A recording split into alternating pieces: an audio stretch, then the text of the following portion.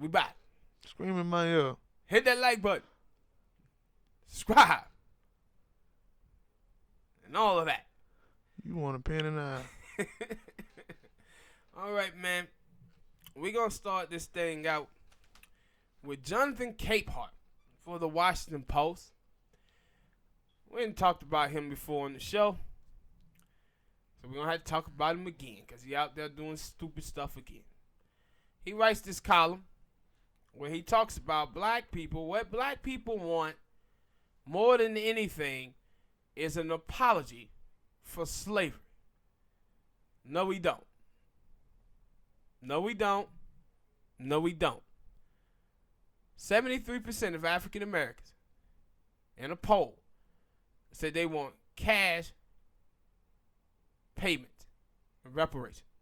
73%. But he writes this column talking about an apology. And see,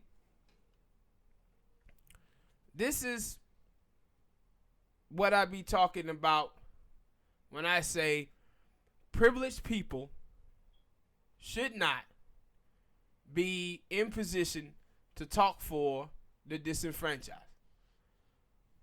Because when they are, they do stuff like this. They write columns like this.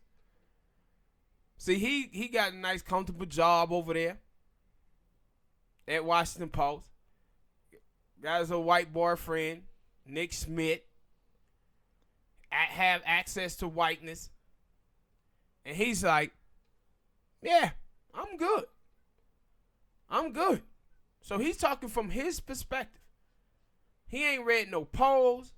He ain't read no data, no statistics or nothing about the feelings of African Americans. And for him, black people's opinion don't matter. Doesn't matter at all. But he writes a column talking about that's what black people want is an apology. And on top of this, I was watching and Sheila Lee Jackson, who was responsible for pushing the H.R. 40 bill, she retweets Jonathan Capehart because the ADOS community was on his behind about this foolish article.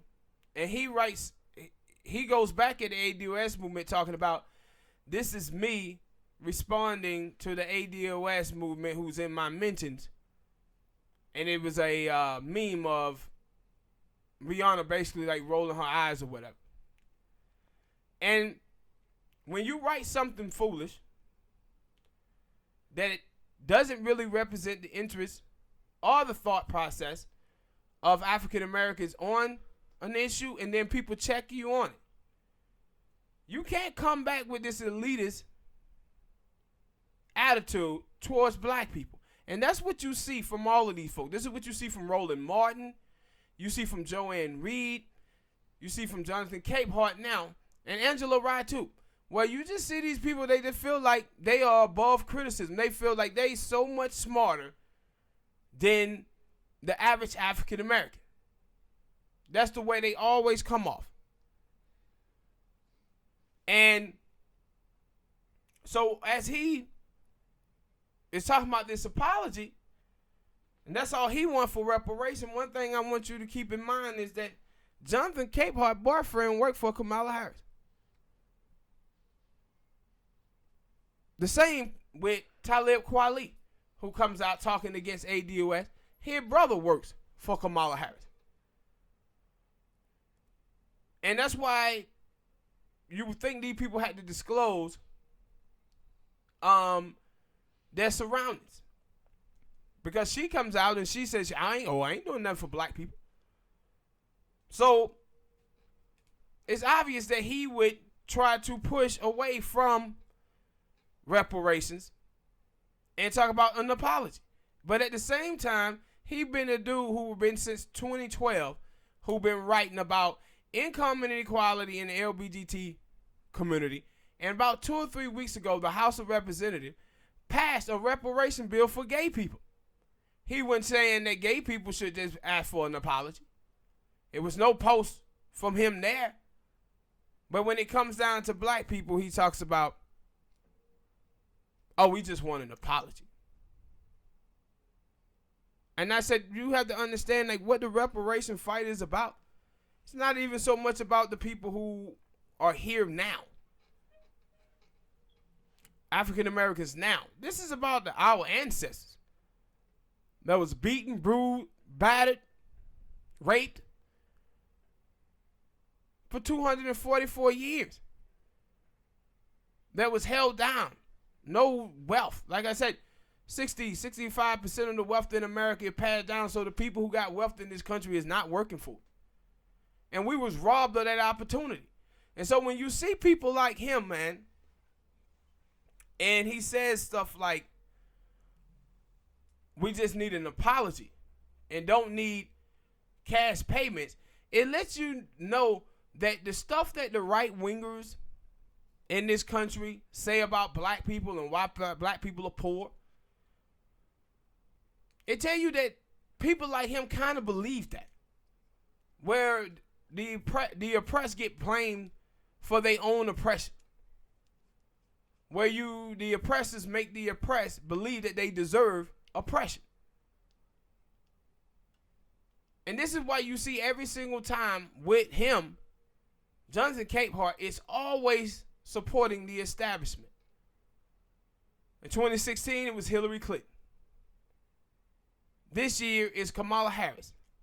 And not only does he support those people, is that he go out of his way to trash the people who have the most progressive left-wing policies that would actually help African American. It won't do nothing to end no racial gap or none of that type of stuff. And that's what black people need. But it would help a little bit. He's always against those people and for the status quo. That's what Jonathan Capehart is. And see, this time, he just went in a situation where with ADOS, people, regular people online, criticizing him. Goldie Taylor, some of the other blue check people on Twitter, they came in on his ass too. Then he started taking down some of the comments that he had made. But when it was just regular people, he come back on an ego trip with all this elitism. But when it's people of his own ilk and his own surroundings start creating buzz about how this was a stupid thing for him to do, he started trying to take down stuff that he said. But the bigger part, though, is that Sheila Lee Jackson retweeted his tweet. That's the biggest part. And I said, we was already talking about her not being ADOS, and we didn't know about whether or not she's supposed to be representing this bill. But now when you see her retweet this, most definitely she don't need to be involved with HR 40. Most definitely she shouldn't be involved with it at all. Because if you think black people need an apology, then you don't understand black America at all. You don't understand the pain, the struggling. And don't care. And don't care. Absolutely. And don't care about it at all. But this is the thing that you see from these people in the media, man. It's just a bunch of foolishness when it comes to reparations. This is what Charlamagne was saying, too. We just need an acknowledgement. No. The hell are you talking about an acknowledgement? This all come from privileged people, man. Privileged people who in good position that now want to come out and say, nah, we really don't need reparations. I remember when they asked Obama when he talked about in 2008 and they brought up reparations to him in a debate, and he said, well, what we need is investments into South Carolina schools. I said, no. They asked you, did black people deserve reparations and should they get it? When you talking about, you can't turn reparations into no universal program, man. Talking about educate into schools. That part of the reparation plan is schools, and because we were locked out of education as well. But you talking about 244 years of locked out of wealth. An opportunity to get money, to be able to save money and pass it down to your children. We was locked out of that. That is the thing that I always want. Like you brought up Charlemagne, and I guess he is a celebrity, but it was an interview that he had with T.I. And T.I. always, most time when I hear T.I., he always keep it real. He always say some things and I'm like, I wonder if anybody else think about that. Because obviously T.I. has. Because I remember they were talking about going to see Trump and stuff, and he was like, no, I couldn't do it. Let's say I was going up there with somebody like Mr. Farrakhan or something like that, and we up there talking about reparations and stuff. And he said, yo, like, I got mine, but I still care enough about other people, for poor people, so they can get there too. Yeah. And a lot of time when I see people in the media, whether it's black people, white people, whatever, and they're like, I don't think that they say that. No, they don't. And see, they like, we want you to do well, but if that mean you coming over to where I'm at and I'm not doing as well as I was, that affects that. And see, this is the reason why they always get celebrities. They always get celebrity. When T.I. tell you he would go get Louis Farrakhan, he's saying, yo, I'm going to go get somebody who's more knowledgeable on the issues than I am. You watch Charlemagne, he goes up there like, nah, I'm the knowledgeable guy. I'm the knowledgeable guy. And then when he say stuff, it's just stupid. And that's what you seen here with Jonathan Capehart. And didn't go and research anything. Didn't try to say, let me go research some data to see what African Americans think about this issue. And my whole thing is about Jonathan Capehart, right? When he write this column, he comes right back telling you that he know of the ADOS movement. This is not him just saying, yo, reparation is just something that the Democratic Party is now talking about and discussing. He know why they discussing it. He know that ADOS have put this issue on the front burner in American politics today, and he still decided to say, no, what we want is an apology.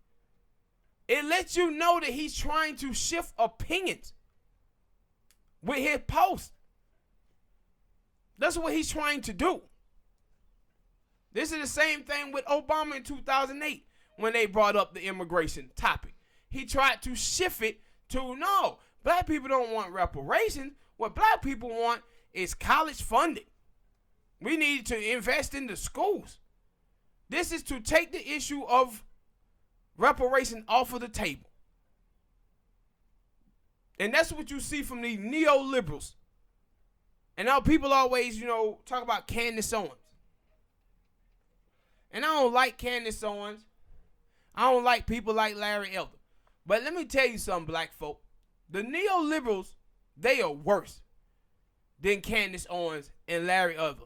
And you know the reason why they are worse? Because it's more of them. They all on CNN. They all on MSNBC. They write at the New York Times, the Washington Post, the website The Root, the Griot, Madame Dior. They are worse. These are the people, man, that get into these places and they end up indoctrinating African Americans with this filth. Because we see a black face in a high place and we cheer that face. And we want those people to succeed and we start listening to those folks. Some of y'all out there do. We got some real people who know the bullshit when they see it. But Jonathan Capehart got the right name, Capehart. Because he always somewhere caping for the establishment. All right, people.